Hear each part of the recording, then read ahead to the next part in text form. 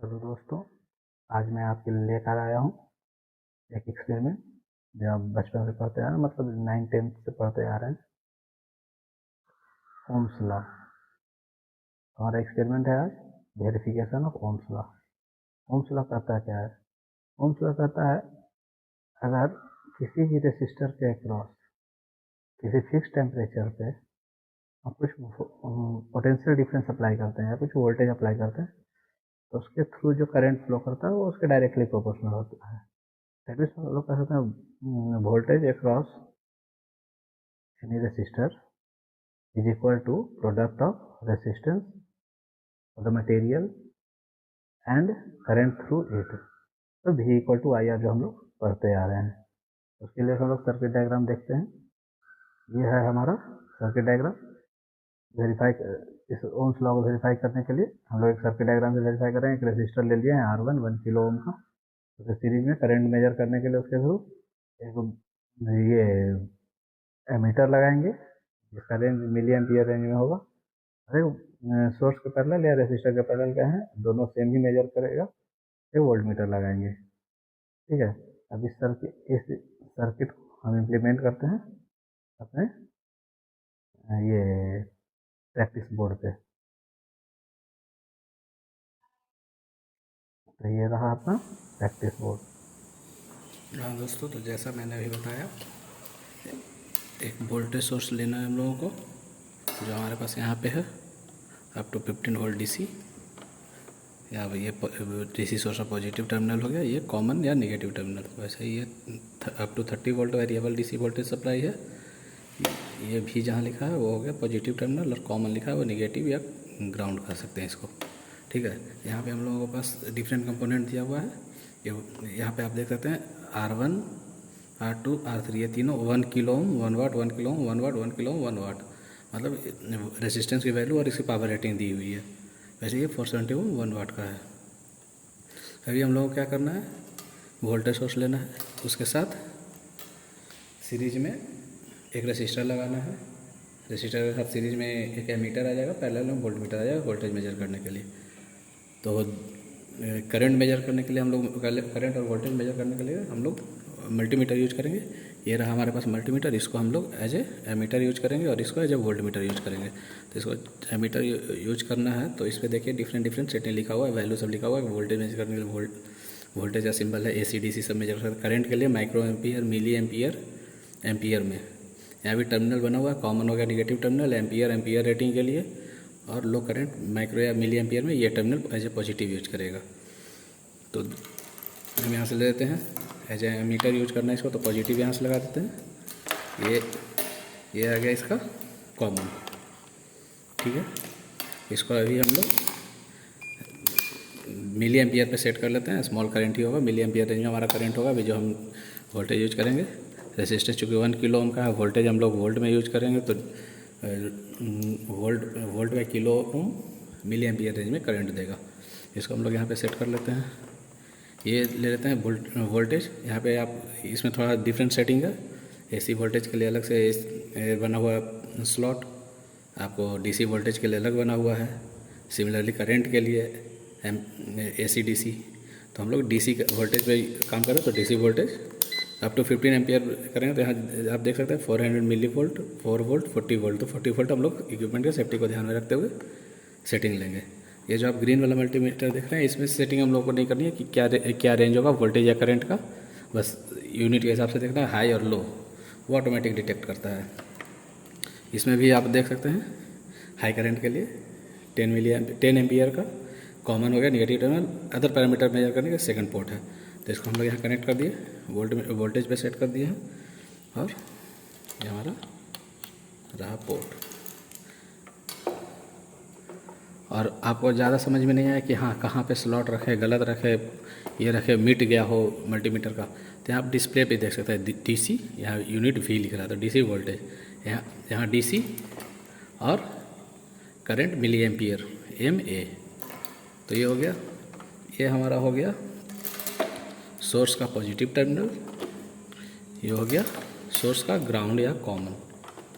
तो जैसा भी हम लोगों ने डायग्राम में बताया क्या कि एक तो हम लोग वोल्ट मीटर लगा रहे हैं सोर्स के पैरेलल, तो यहाँ पे हम लोग के पास एक्स्ट्रा पॉइंट है।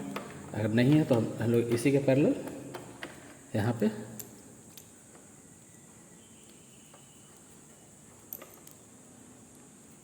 वोल्ट मीटर लगा देंगे। ये इनपुट वोल्टेज मेजर कर लेगा, ठीक है। अब देखिए आप सोर्स के पॉजिटिव से कहाँ जा रहा है, एमीटर में। तो सोर्स का पॉजिटिव रहा ये एमीटर के पॉजिटिव में, तो एमीटर का पॉजिटिव हो गया यहाँ, इसको हम रिमूव किए और एमीटर के पॉजिटिव में लगा दिए। एमीटर का कॉमन से जो आ रहा है वो कहाँ जा रहा है, 1 किलो ओम के रेसिस्टर में। तो 1 किलो ओम का रेसिस्टर हम लोगों के पास कहाँ है, अभी हम लोगों ने बताया R1 R2 R3, हम किसी को यूज़ कर सकते हैं, चलिए हम R3 यूज कर लेते हैं यहाँ पे। ओके, अब R3 से फिर वापस कहाँ जा रहा है, ये ग्राउंड में, जैसा आप डायग्राम में देख रहे हैं सर्किट डायग्राम, ये ग्राउंड में। अब हमारा सर्किट हो गया कंप्लीट। आप देख सकते हैं, थोड़ा सा मैं और क्लियर व्यू के लिए इसको साइड करके दिखाता हूँ। ये हो गया सोर्स का positive to ammeter to resistor to ground. कभी कोई भी इलेक्ट्रिकल सर्किट बनाना हो तो 2 टर्मिनल होता है, तो फर्स्ट टर्मिनल जैसे इनपुट दिया उसका सेकंड टर्मिनल को डिसाइड कर लेना कि ये हम लोग का ओपन एंड है, इसको कहीं क्लोज करना है। नाउ ये वोल्टेज पे सेट है, करंट पे सेट है। अब हम लोग इसका सप्लाई ऑन कर देते हैं, वोल्टेज को मिनिमम करके सप्लाई ऑन कर देते हैं। सप्लाई ऑन हो गया, ये मिनिमम वोल्टेज पे कुछ एरर के कारण निगेटिव वोल्टेज दे रहा, तो निगेटिव करंट आ रहा है।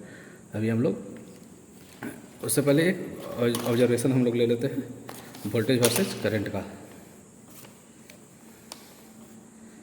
V और I, ठीक है। वोल्टेज करस्पॉन्डिंग क्या करंट हम लोगों को मिल रही है, ठीक। अभी हम लोग यहाँ से ट्यून करते हैं 0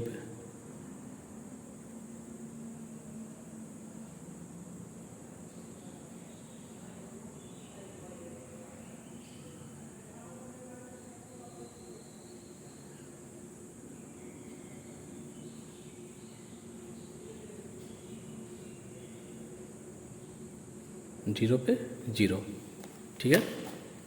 तो अभी 0 वोल्ट पे 0 करंट। नाउ इसको अभी हम लोग चेंज करते हैं 1 वोल्ट पे।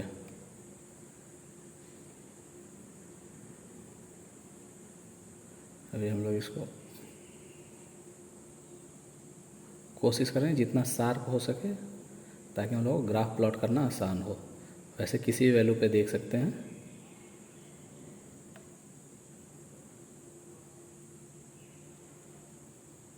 चलिए 1 वोल्ट पे 1 milli ampere, 1 volt 1 milli ampere आप देख सकते हैं यहाँ पे।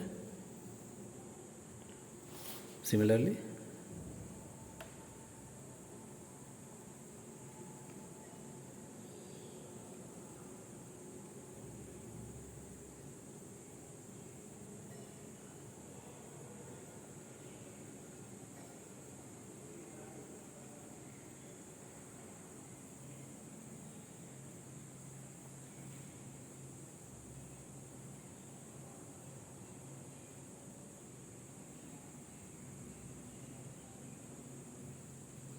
अभी हम लोग सेट करेंगे इसको 2 वोल्ट पे।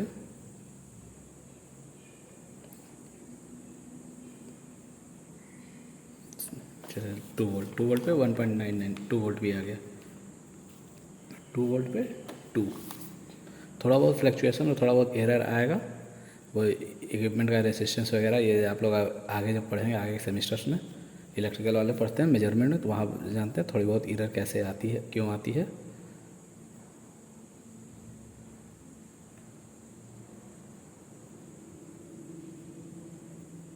चलिए 3 वोल्ट पे 3.01 पे 3.02 या 3 वोल्ट पे 3.01 3.00 वोल्ट पे 3.01 मिली एम्पियर। 3 पे 3 भी आ गया, वो फ्लक्चुएशन थोड़ा बहुत रहेगा।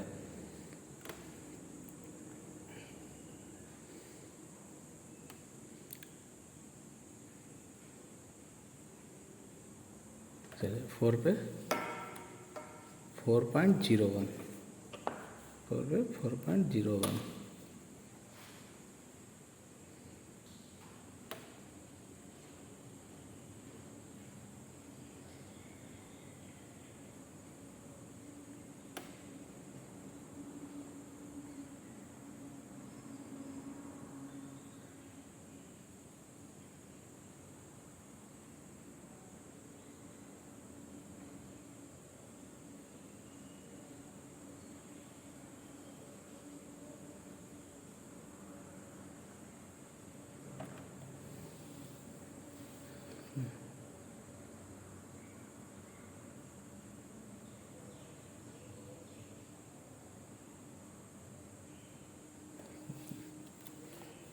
गया 5.06 से 5.05 पे 5.07।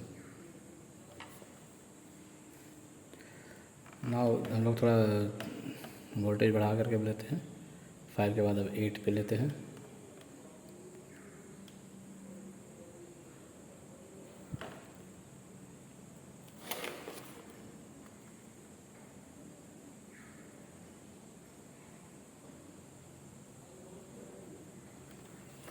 इसलिए 8.05 वोल्ट पे 8.09।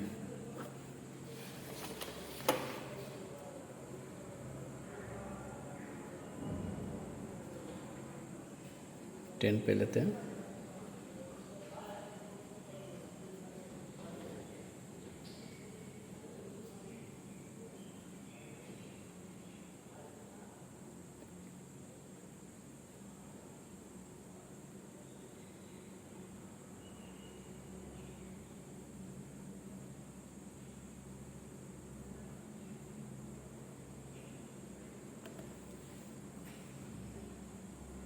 टेन पॉइंट जीरो फोर पे 10.0 का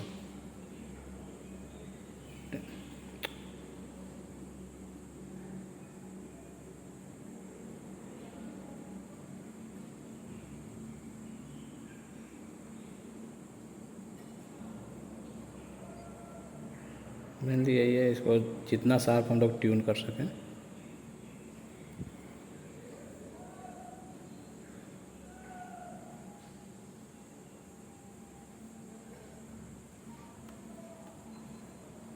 चलिए 10.02 पे 10.01, 10.02 पे 10.01,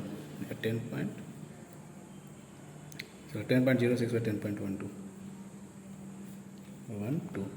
मिली एम्पियर। चलिए अब इसके बेसिस पे हम लोग एक ग्राफ प्लॉट कर लेंगे, ठीक है। बस ये हो गया हमारा प्रैक्टिकल। अब इसका कैलकुलेशन हम लोग करेंगे दोस्तों। तो जैसा जैसा कि हमने अभी ऑब्जर्वेशन टेबल लिया है, इस ऑब्जर्वेशन टेबल एक टेबल में लोग भर लेते हैं, ठीक है। ये हमारा सारा वैल्यू हो गया, डिफरेंट वोल्टेज के करस्पॉन्डिंग डिफरेंट डिफरेंट करंट और उसका करस्पॉन्डिंग क्या रेसिस्टेंस का वैल्यू आता है। देख रहे हैं लगभग हमारा सारे केस में 1 किलो ओम ही आ रहा है। आप कैलकुलेट करके देख सकते हैं, ठीक है। V/IR फॉर्मूला लगा कर सिंपली आपको मिल जाएगा। लगभग ना के बराबर एरर है, ठीक है। इसको हम लोग और भी कैलकुलेट कर सकते हैं। कहाँ से? यहाँ ये रहा अपना ग्राफ। इस ग्राफ से भी हम लोग इस ग्राफ का स्लोप निकालेंगे। तो ओम्स लॉ में जो ग्राफ हम लोग प्लॉट करते हैं, एक्स एक्सिस पे वोल्टेज को लेते हैं और वाई एक्सिस पे करंट को लेते हैं, और उसके स्लोप को जो निकालते हैं, स्लोप हम लोग को देता है वैल्यू 1/r का। यहाँ से भी हम लोग अपना रेसिस्टर कैलकुलेट कर सकते हैं। थैंक यू दोस्तों, एक्सपेरिमेंट यहीं तक था। मिलते हैं फिर नेक्स्ट वीडियो में। धन्यवाद।